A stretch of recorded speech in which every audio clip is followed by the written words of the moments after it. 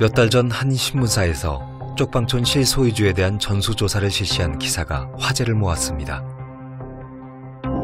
서울 쪽방촌 318채 등기부 등본을 확인해 실소유주들이 누구인지 분석한 것입니다. 이를 취재한 이혜미 기자를 직접 만났습니다. 전수조사를 하며 그녀는 건물주에 대한 놀라운 사실들을 발견했습니다. 동자동의 한 쪽방 건물의 등기부 등본이고요. 여기 실소유주를 보면은 서울 강남구의 한 고급 아파트에 살고 있는 실소유주가 나오고요. 이제 이 소유자 같은 경우는 11년 전에 만 22세의 나이로 이 건물을 매입했습니다. 이 역시 동자동의 한 쪽방 건물 등기부 등본인데요. 원래는 조부모가 가지고 있었던 쪽방 건물을 자식에게 물려줬고, 또 그 이후에 그 당시 고등학생이었던 이제 손자도 공동 명의자로 이제 등본에 이름을 올리게 됐습니다. 또 상속과 증여를 통해 대물림하는 다주택자들도 많았습니다. 창신동 쪽방촌의 건물주는 80년대에 자녀들에게 그 건물을 증여를 해서 아직까지도 쪽방으로 5채가 운영이 되고 있다는 것이 확인이 됐는데요. 이를 그냥 평균값으로만 추정을 해도 한 건물에 한 달에 1,400만 원 가량의 현금 수익을 얻는 것으로 볼 수 있습니다. 실제로 2010년 한 국무위원 후보자가 창신동에 쪽방 건물을 매입한 사실이 드러나 낙마하기도 했는데요. 있는 사람들에게 쪽방은 소위 돈 되는 부동산 투기처라 할 수 있습니다. 흔히 재개발 투자는 시간과의 싸움이라고 하잖아요. 소위 알박기를 해서 이제 시세 차익을 노리는 것인데, 그 기간 동안에 다른 건물에 투자를 한다면은 예를 들어서 매달 대출에 대한 이자 같은 경우를 이제 스스로 내야 되지만은, 쪽방 건물을 사는 경우 쪽방에서 나오는 월세 수익으로 적어도 이자라도 상쇄할 수 있겠죠. 그런 점에서 부동산 큰손들에게 쪽방 건물이 매력적인 투자처였을 것입니다. 게다가 평균 20여만 원이 넘는 월세는 부당할 만큼 비싼 임대료라 할 수 있습니다. 서울에 있는 쪽방 같은 경우는 평당 18만 원이 넘는 거예요. 평당 월세가. 실제가 그렇죠. 뭐 한 20몇만 원인데 그게 한 1점 몇 평이니까. 근데 한 평에 18만 원이 넘는데 서울 아파트 평당 월세가 4만 5천 원 정도 수준인 거거든요.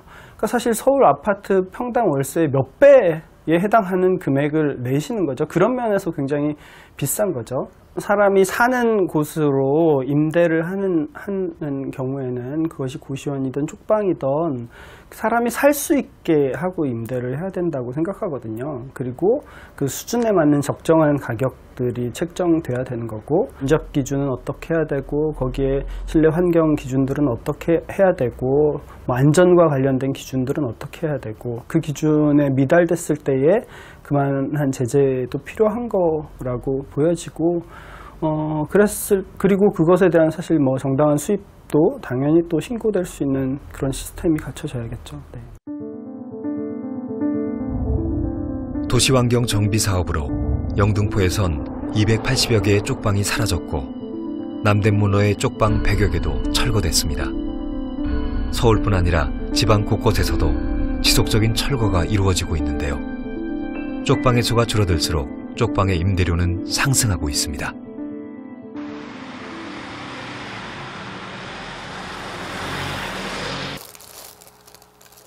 버스기사로 35년간 근무했다는 김정민 씨. 폐기종이 심각해져 더 이상 일을 할 수 없게 됐습니다. 친한 형님의 도움으로 잠시 기거하고 있지만 역시 언제까지 살 수 있을지 기약이 없습니다. 지금 내가 봤을 때는 여기서 노숙 생활하면 몸이 아파 고독산다고 그러잖아요. 저 같은 사람들이 그래요. 자존심 하나 세워가지고 공과금은 잔뜩 밀려있죠. 의료보험이니 뭐니. 오히려 공과금 안 내고 안 밀리고 그 판자촌에서 사는 사람보다 더 못하다는 거예요. 경제적 어려움에 가족들은 뿔뿔이 흩어졌고 결국 혼자가 됐습니다. 주거지원비를 받고 있지만 월세를 내고 나면 밀린 공과금은 해결조차 할 수 없습니다. 사실은 주거 취약계층을 위한 주거급여 제도가 생김으로써 건물주는 더 좋아졌습니다. 왜냐하면은 매달 따박따박 정부로부터 이제 수급비가 나오다 보니 예전에는 월세를 받기 힘들었다 하면은 이제는 그 날짜에 맞춰서 수급만 하면 되는 것인데요. 실제로 제가 만났던 쪽방촌 주민 같은 경우도 지난해 서울시 1인 가구 기준 주거급여가 21만 3천 원이었을 때는 월세를 22만 원을 내다가 그 물가가 올라서 23만 3천 원으로 오르자마자 월세를 25만 원으로 껑충 올렸습니다. 결국 우리의 세금으로 제공하는 복지 서비스가 집주인의 주머니로 흘러가는 꼴이 되겠죠. 자존심을 지키기 위해 누구의 도움도 받지 않고 스스로 자립하려 했다는 정민 씨. 그러나 경제적 어려움을 이기지 못해 결국 거리 생활까지 해야 했습니다. 노숙생활도 해보셨어요? 노숙생활 안 해보셨어요? 노숙생활 오래 해봤어요. 어느 기간 정도 해보셨어요? 서울에서 건 1년 가까이 해보고요. 노숙자하고 나하고 틀린 것은 노숙인은 밖에서 자는 거고 나는 단지 방 안에서 잔다는 것 뿐이에요. 탈출구가 보이지 않는 삶. 또다시 노숙인이 되지 않을까 그는 불안합니다. 쪽방은 노숙인으로 가지 않기 위한 마지막 사회 안전망이라 할 수 있습니다. 유럽이나 아니면 그 유엔의 기준에 보면 홈리스라고 하거든요. 우리가 말하는 노숙자를 홈리스라고 하는데 하우스리스, 집이 없는 사람이 아니라 가족관계나 사회적 관계, 경제적 관계들이 깨진 사람들, 그것을 잃어버린 사람들을 표현하는 거거든요. 다시 말해서 빈곤 계층 중에 마장 밑바닥에 있는 사람들을 보통 홈리스라고 합니다. 우리 사회에서 노숙인 하면 거리에 있는 사람들, 집을 잃어버린 사람들 개념으로만 본다라는 거죠. 그래서는 안 된다는 거죠. 그러면 정말 몇 명 안 돼요. 노숙인 쉘터에서 생활하다가 좀 돈을 모아가지고 쪽방을 얻어 나갔다가 돈 떨어지면 다시 거리를 통해서 다시 노숙인 쉘터로 와. 지금 쪽방과 거리 노숙 아니면 노숙인 시설 이거를 회전문처럼 계속 돌아갑니다. 질병 아니면 사고 아니면 뭐 보증을 잘못 써서 경제적으로 뭐 사업을 망한다든지 이랬을 때 두 번째 기회를 주지 않는 우리 사회의 시스템 안에서는 누구나 노숙인으로 전락할 수 있는 거거든요. 아, 나는 괜찮아? 절대 아닙니다. 한순간에 일자리와 사업체를 잃고 나락으로 떨어진 이들 중엔 쪽방과 노숙 생활을 반복하며 지내는 이들도 많습니다. 쪽방인의 30%가 노숙을 경험할 정도로 노숙과 쪽방은 경계선에 있습니다. 주말이면 서울 꽃동네의 이예숙 원장님은 노숙인들에게 옷과 밥을 나눠주는 봉사활동을 합니다. 잘 입으셔? 티 하나 주세요. 여기 가만히 계세요. 네, 티 하나 주세요. 예. 여기 계시면 드릴게요. 예, 티 하나 주세요. 예. 티가 예. 사이즈. 100짜리 주시면 돼요. 그런데 원장님이 각별히 챙기는 노숙인이 있습니다. 이 형제님이 봉사정신이 제일 강한 사람이에요. 초창기에 이 형제가 어디에 살았으냐면 저를 만났을 때 2010년대 쪽방 살았지? 쪽방에. 근데 지금 거리에 나와 있는 거예요. 쪽방에 있다. 거리에 나왔다. 도대체 뭐 때문에 그런지 한번 형제한테 물어보세요. 요새는 어디서 주무세요? 어디서 자요, 잠을? 지하 내려간 계단에서 자지.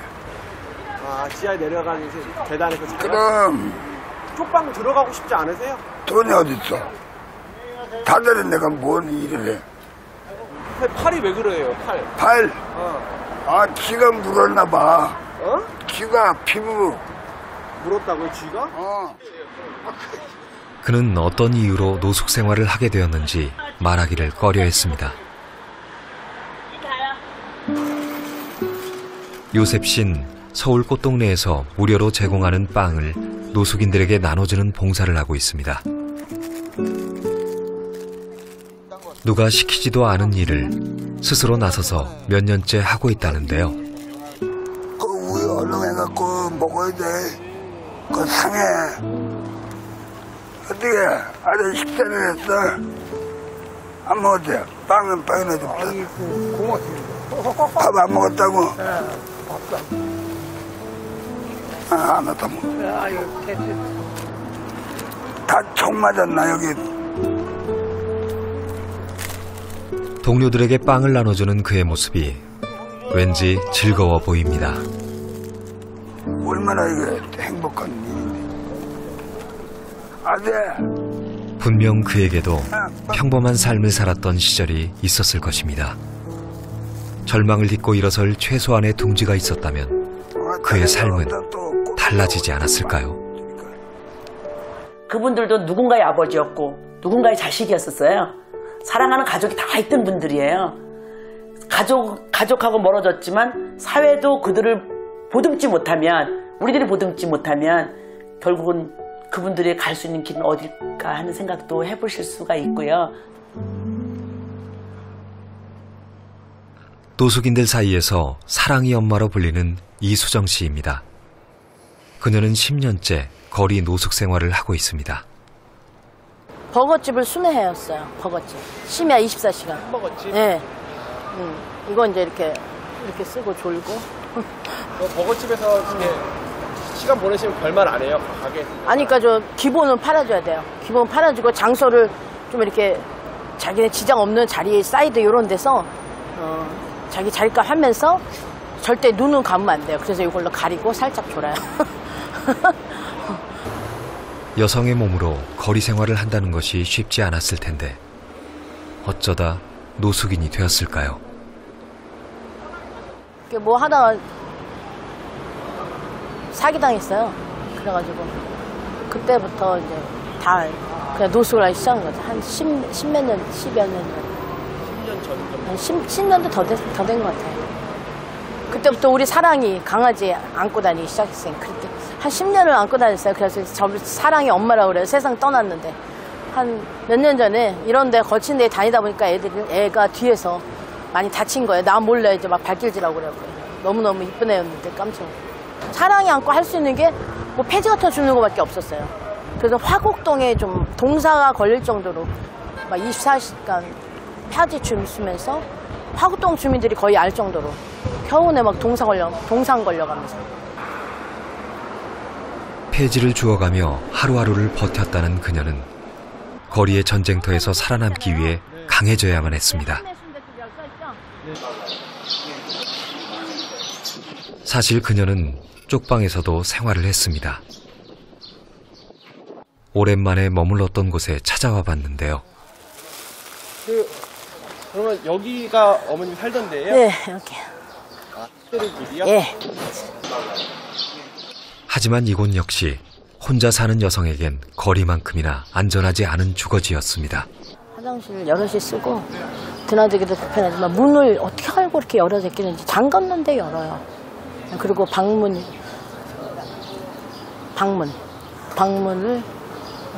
어떤 자태 그것도 열고 다 가져갈 만고 싶을 만한 건 다 가져가고 가더라고요. 아찔해요. 화장실. 네, 그거는 불가항력인데 갑자기 가고 싶을 때 그 트라우마 때문에 그래서 지금 제가 좀 예민하거든요. 인간으로서 누려야 할 최소한의 주거 환경이 존재하지 않는 쪽방. 환경 개선에 대한 규제가 없다면 쪽방의 열악함은 결코 개선되지 않을 것입니다. 그러면은 어머님은 화장실만 따로 잘 돼 있으면 그럼요. 들어오고 싶으신 네, 그럼요. 네. 화장실만 네, 그냥 미니 원룸 같은 거 얼마나 좋을까 싶어요. 거기서 좀 씻고, 작아도. 맘 편히 누울 공간 하나 찾지 못한 그녀는 오늘도 거리에서 두려운 밤을 보낼 것입니다.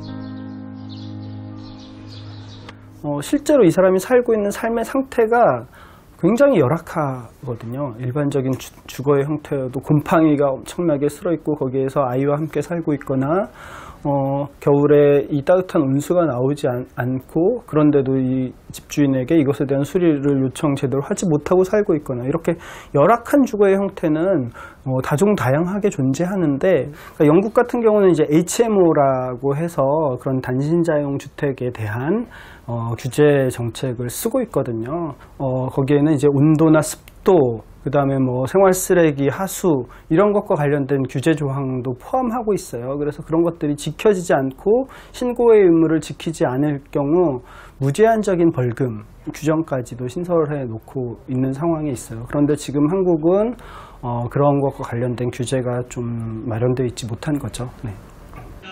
하나, 둘, 셋, 넷. 우리 승리하리. 동자동 쪽방 사람들이 주거권 보장을 외치며 거리로 나섰습니다. 저렴 쪽방의 5년 임대가 끝나고 또다시 쫓겨날 위기에 처했기 때문입니다. 임대 보증금 때문에 쪽방은 현금으로 월세를 받으며 세금도 내지 않는 거대한 상업 건물입니다.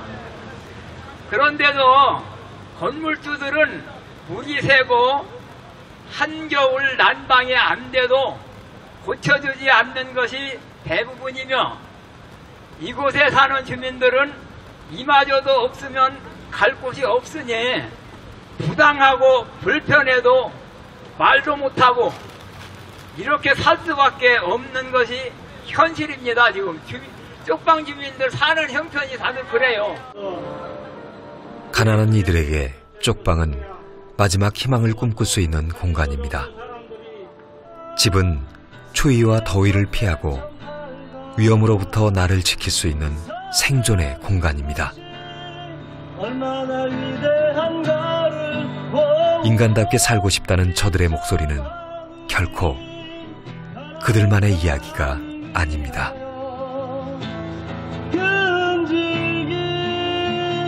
우리의 삶을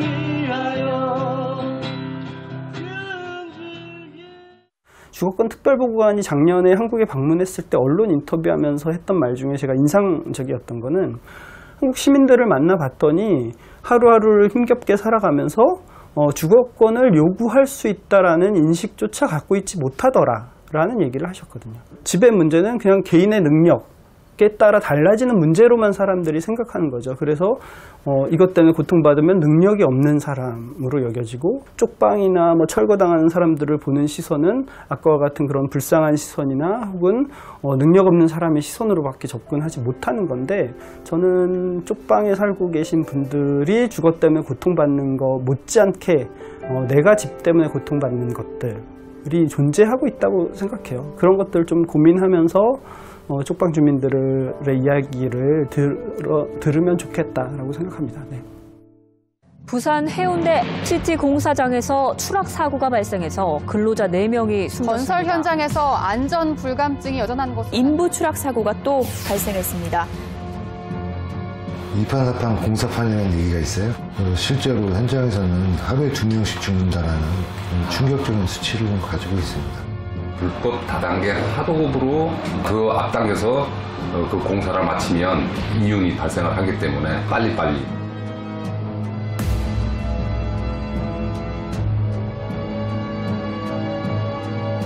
산재 사고로 해서 사업주 처벌받은 게 뭐 벌금 몇 푼 벌고 뭐 이러고 마는 거죠. 거의 뭐 처벌을 안 했다고 보시면 됩니다.